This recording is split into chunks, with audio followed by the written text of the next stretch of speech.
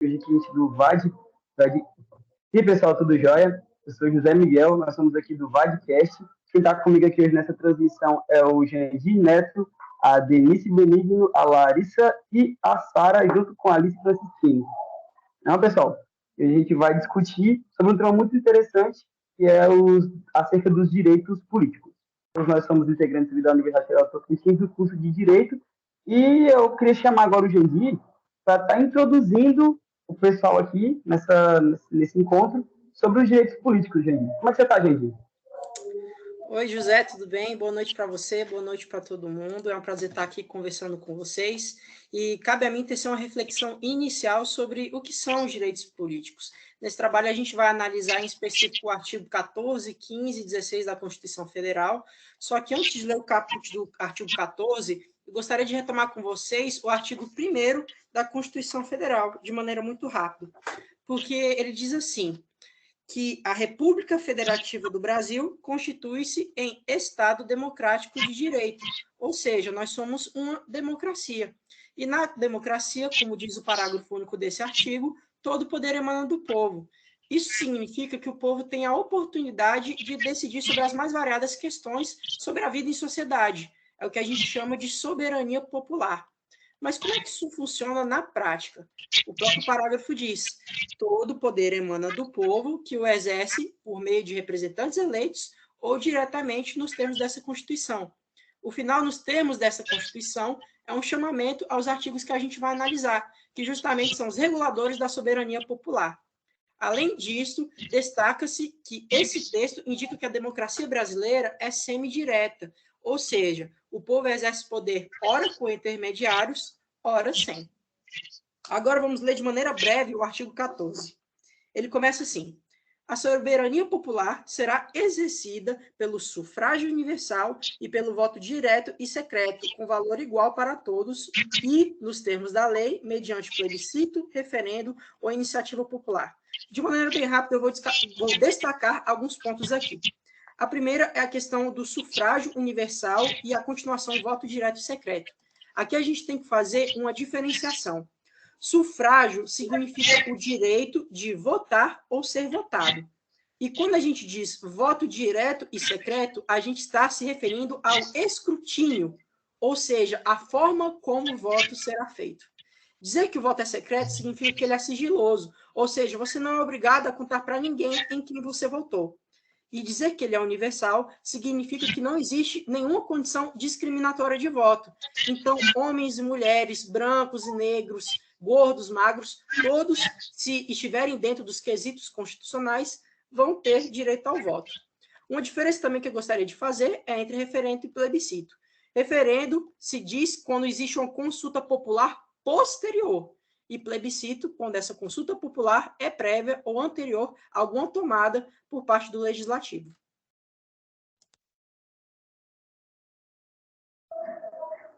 Show de bola, gente, show de bola. Aí, bem se destacou sobre essa questão dos fundamentos principais da Constituição, que é a democracia, né? Que é uma coisa que é inerente a todos. E eu queria ver com a Larissa, agora, Larissa, como é que se dá essa questão do alistamento eleitoral que vai nos garantir a democracia que foi tão bem exposta pelo Jandir. Boa noite, vocês estão me ouvindo bem?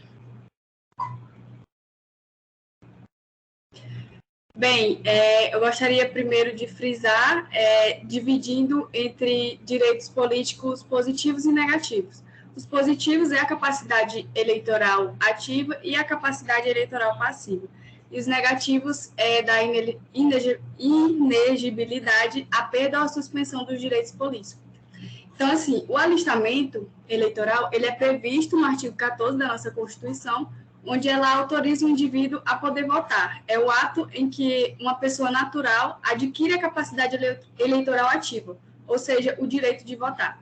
Tem até uma frase que diz que todo cidadão é um nacional, mas nem todo nacional é um cidadão. Isso porque o voto ele se divide em obrigatório e facultativo. O voto obrigatório é de brasileiros natos e naturalizados maiores de 18 anos, e o facultativo é analfabetos, maiores de 70 anos, maiores de 16 e menores de 18, que não são obrigados a votar. Então, assim, somente após o alistamento eleitoral, o indivíduo, ele é cidadão, porque ele adquire essa capacidade eleitoral ativa. E o alistamento é a primeira fase desse processo eleitoral. Então, assim, caso posteriormente o cidadão queira se candidatar, ele tem que preencher os requisitos de elegibilidade. Basicamente, algumas condições que vão ser tratadas posteriormente no inciso 3, da nacionalidade ser brasileira, ter pleno exercício dos direitos políticos, ter o próprio alistamento eleitoral, ter o domicílio eleitoral em circunscrição, a filiação partidária e a idade mínima para cada cargo a ser preenchido. Então, o alistamento, ele somente é permitido, obrigatório para maiores de 18 anos, ele é considerado facultativo também para maiores de 16 e menores de 18. Existe também o alistamento para pessoas com deficiências, ele é obrigatório. Só que no momento do alistamento, analise-se qual é a deficiência. Se a deficiência for física, por exemplo, o voto é no térreo, que é para facilitar o processo. Se for visual ou auditiva, tem o equipamento necessário para esses eleitores. O alistamento também ele é vetado aos conscritos e estrangeiros. Os conscritos são brasileiros do sexo masculino que prestam serviço militar obrigatório. Show de bola, show de bola.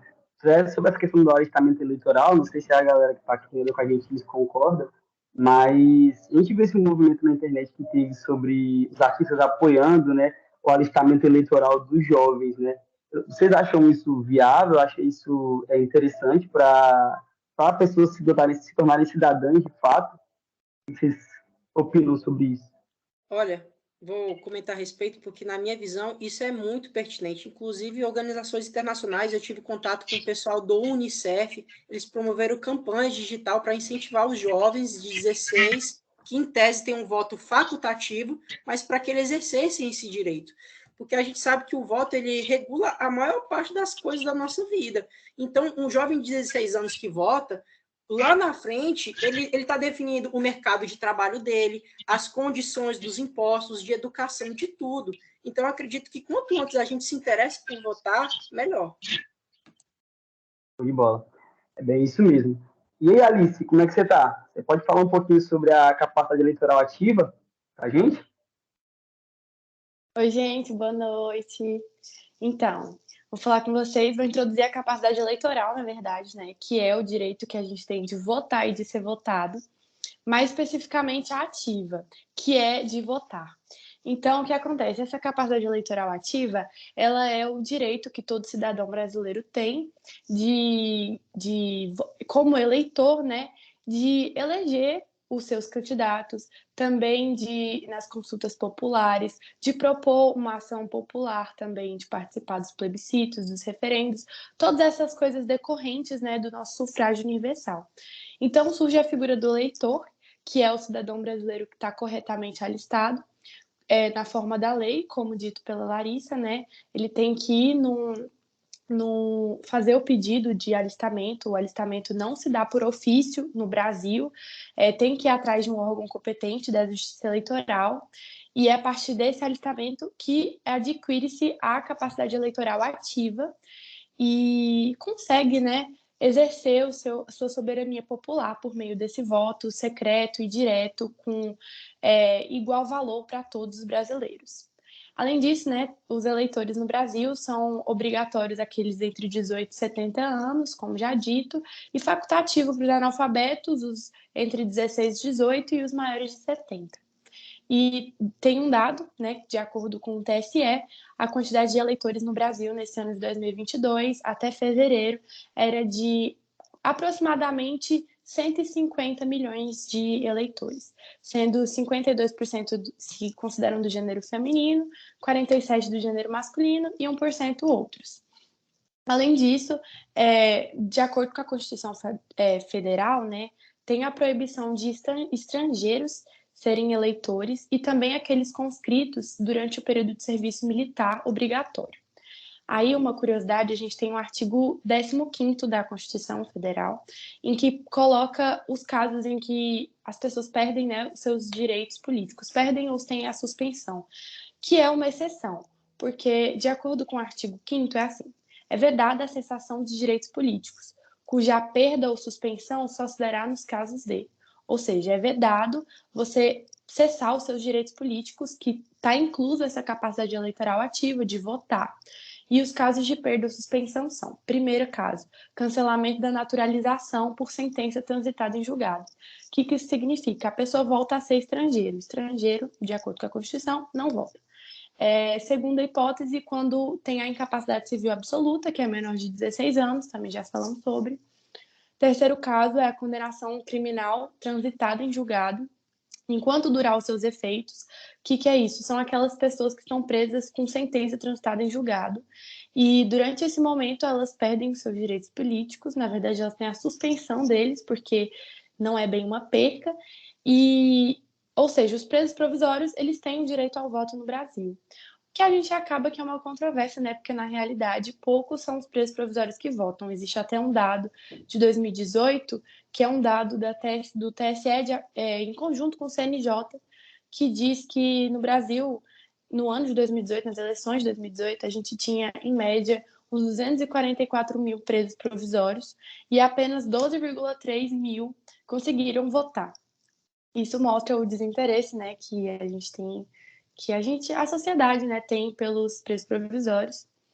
E a quarta hipótese é quando se tem a recusa de cumprir uma obrigação a todos impostas ou a prestação alternativa nos termos do artigo 5º, inciso 8º.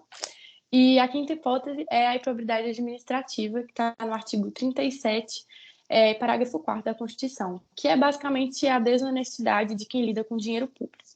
Então, esses são os casos em que a pessoa perde o direito de voto no Brasil.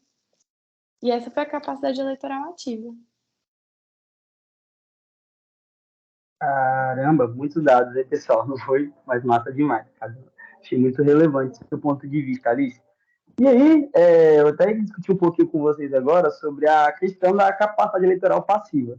Se, quando você se alista, eleitoralmente falando, você tem certos direitos, você tem algo que, quando você se alista, você tem aquilo ativamente falando, mas de forma inerente, você precisa cumprir alguns requisitos também. Eu não estou falando aqui das condições de elegibilidade ainda, mas para você ser um candidato, no caso eu falo, não sei se é de votar, mas para ser candidato em si, além de você ser um eleitor, você tem que estar em dia com as suas obrigações eleitorais. Então, ele tem de cumprir várias condições de elegibilidade, a Denise vai falar um pouquinho com a gente também sobre, e ele não pode incorrer em nenhuma das situações que a Alice também pontuou para a gente. E eu só queria salientar algo que eu achei muito interessante para a nossa roda aqui, é acerca dos militares. Porque, por exemplo, se um militar, se ele for de fato alistável, de acordo com o que a Denise for nos pontuar à frente, ele vai ter que seguir mais algumas regras específicas. E, no caso, seriam, se contar, ele tem que ter, né, no caso, se ele tiver menos de 10 anos de serviço, ele vai ter que se afastar da atividade militar dele. Se ele contar com mais de 10 anos de serviço, ele vai ter que ser agregado pela autoridade superior, e se ocorrer dele ser eleito, ele vai ter que ser automaticamente, nota de diplomação dele, inativo. E então a gente já percebe que, por mais que as regras de elegibilidade elas são bem específicas, para os militares em si tem mais especificidades ainda. E aí, só para resumir um pouquinho sobre essa capacidade eleitoral passiva, é claro que toda vez que você se faz algo, até uma lei, né, da física, quando você tem faz uma ação, gera uma reação. A reação, no caso de você se alistar eleitoralmente, é que para você se alistar eleitoralmente, você tem que estar em dia, né, para ser um candidato, tem que estar em dia com as suas obrigações eleitorais. E para poder pontuar para a gente sobre essas condições de elegibilidade, vou chamar agora a Denise Benigno, para estar comentando um pouquinho com a gente sobre isso. Como é que você está, Denise? Tá joia? O microfone está mutado, Denise, a gente não está conseguindo te ouvir. A gente quer muito te ouvir hoje. Boa noite, gente.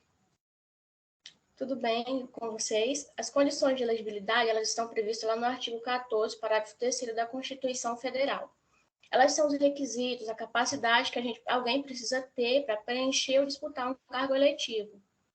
São elas a nacionalidade brasileira, o pleno exercício dos direitos políticos, como vocês já comentaram, que é a capacidade de votar e ser votado, o alistamento eleitoral, que ele é obrigatório para maiores de 18, facultados para os analfabetos, maiores de 70, maior de 16 e menor de 18. Também é condição o domicílio eleitoral na circunscrição, ao menos 6 meses antes do pleito, a filiação partidária. Para mim me candidatar, eu necessariamente tenho que estar afiliado a algum partido. Isso também deve ocorrer 6 meses antes do pleito. E também, por último, a idade mínima, que para presidente da República e vice-presidente é de 35 anos. No momento da posse, ele tem necessariamente que ter essa idade. É de 30 anos para governador, vice-governador do Estado do Distrito Federal, e de 21 anos para deputado federal, deputado estadual ou distrital, prefeito, vice-prefeito e juiz de paz. E aqui entra de 18 anos, que é condição de elegibilidade para vereador, que de 18 anos ele deve ter no momento de sua candidatura. São essas condições. Artigo 14, parágrafo 3º da Constituição Federal, para quem quiser dar uma olhada depois. E bom, a galerinha que está aqui na mesa, aqui, se quiser virar vereadora, tá em tempo de começar a corrida eleitoral. Show de bola. E aí, Sara, você está aí? Disponível? O pessoal de casa está querendo saber sobre as causas de elegibilidade. Fala um pouquinho para a gente aí, com a tua voz suave.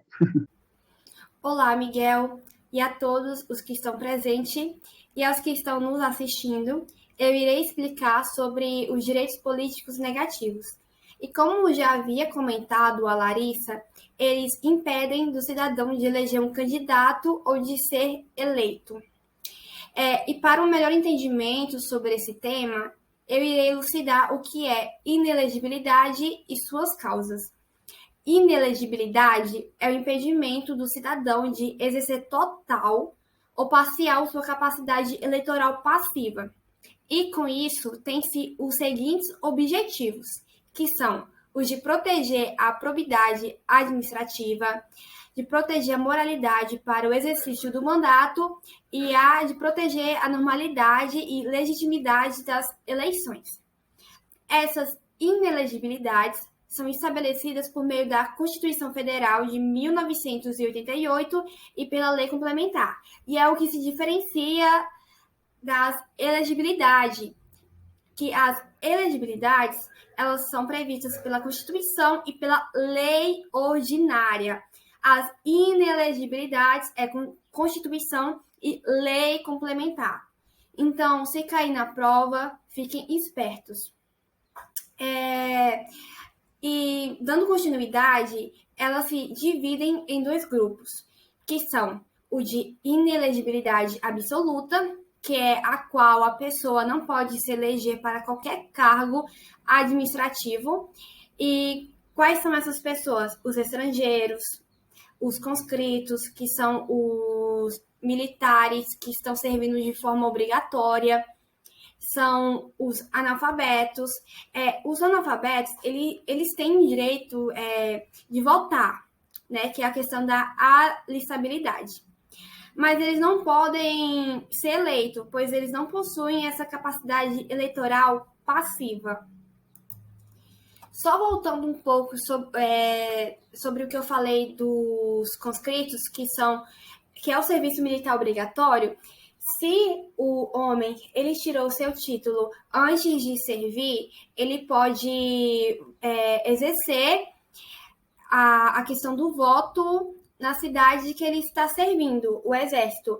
Caso ele não tenha tirado depois que já estiver servindo, daí ele realmente está incapaz de exercer a sua elegibilidade em questão ao voto. Agora, sobre a questão da inelegibilidade relativa, porque eu acabei de falar da absoluta, a relativa é em questão do cidadão poder se eleger para determinado cargo, mas não para outros. E isso depende muito da situação. Por exemplo, pode ser em decorrência da função exercida de parentesco. Então, bora dizer que eu estou deputada, né? O meu cônjuge e o meu filho, ele não pode se candidatar também para cargos administrativos. E isso é só se você tiver parentesco até 2º grau. E também tem a questão se o candidato ele for militar. Se ele não pode votar, que foi o que eu falei da inelegibilidade absoluta, ele também não pode se eleger. E também temos em razão da função exercida para um 3º mandato. Por exemplo, é previsto que a pessoa que foi eleita, ela pode só ter 2 mandatos, 4 anos mais 4 anos. Passados esses 8 anos, né, porque ele teve 2 mandatos consecutivos, ele não pode se eleger para um 3º, a não ser que seja subsequente. Como assim? Após o intervalo de uma legislatura, ele saiu, né, do cargo que ele estava ocupando, porque ele deu o prazo máximo, que foi de 2 mandatos, e aí vai ter uma pausa que outra pessoa vai entrar, e depois que essa pessoa entrar, tipo assim, passou 4 anos, aí ele pode se eleger novamente, que é de forma subsequente. Pode, essa exceção. Já a consecutiva, não. Apenas 2 mandatos, acabou. E, para finalizar, tem a situação do prefeito itinerante, ou, como alguns outros falam, profissional. O que acontece? O eleito, ele só pode ter 2 mandatos, né? Ok. Mas para a questão de prefeito, muitas vezes, quando eles atingiam os 2 mandatos e que não podiam mais, eles mudavam o seu domicílio eleitoral para um outro município para se eleger novamente. Antigamente, isso acontecia. Só que acabou que o STF não permitiu mais, por questão do princípio republicano, que de relação à temporariedade e da alternância no exercício do poder. Porque, assim, ele não pode se eleger para o mesmo cargo, que é para prefeito. Mas se ele quiser se eleger para algum outro, ok, tudo bem. Mas, então é isso. Se ele está prefeito em uma cidade, acaba os 2 mandatos consecutivos e ele mudar o seu domicílio, onde ele mora, eleitoral, para outra cidade, ele não pode se eleger novamente para a mesma função. E é isso, eu espero que vocês tenham entendido e passo a palavra para o Miguel. Show de bola. Então, gente, se quiser se candidatar, já sabe das regrinhas que tem que seguir aí, né, para poder virar vereador, prefeito, enfim. Então, pessoal, é isso. Eu espero que vocês de casa tenham curtido e entendido um pouco sobre os direitos políticos que a gente quis transmitir para vocês. Até o próximo episódio. Galerinha, foi um prazer estar com vocês aqui essa noite e eu espero convidar vocês para os próximos que vierem aí, tá bom? Boa noite, pessoal de casa. Boa noite, pessoal. Obrigado pela participação.